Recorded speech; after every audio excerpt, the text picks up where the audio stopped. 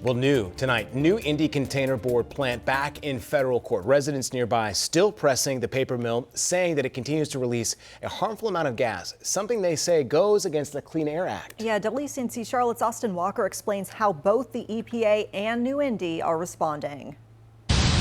The New-Indy Containerboard plant, a paper processing center in Catawba, South Carolina, in a federal appeals court Thursday morning. God save the United States and this honorable court. Enrique Lizano is one of the individuals suing the plant for its emissions, focusing on hydrogen sulfide, a byproduct dispensed from making paper. For years, WCNC Charlotte has spoken with neighbors and residents living by the plant who say they've had health problems from the emissions by the plant. When that smell comes, I have to go in the house. My eyes itch, my ears itch, my head, everything.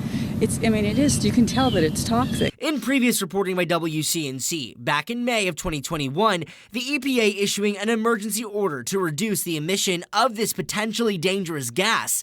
Following this, the EPA sending a letter to the paper mill highlighting 19 potential violations to the Clean Air Act. Thursday in court, the attorney representing the neighbors say years later, the gas is still impacting their health. The interveners are thus precisely the people whose health and welfare is being imminently and substantially endangered by New-Indy's conduct. But the EPA says the paper mill has not violated the latest consent decree, limiting how much hydrogen sulfide it can pump out over a period of time. So yes, there have not been exceedances of the level set in the consent decree since it was entered.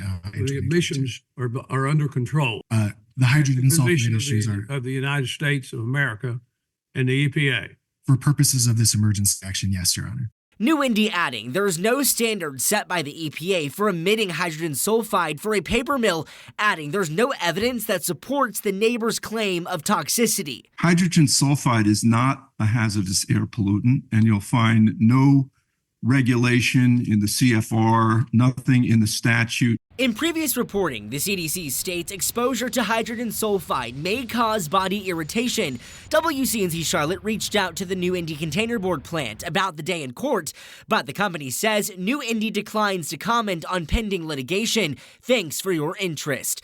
Well, we appreciate the arguments of counsel. The court says the matter will be taken under submission and will be taken up a second time. For WCNC Charlotte, I'm Austin Walker.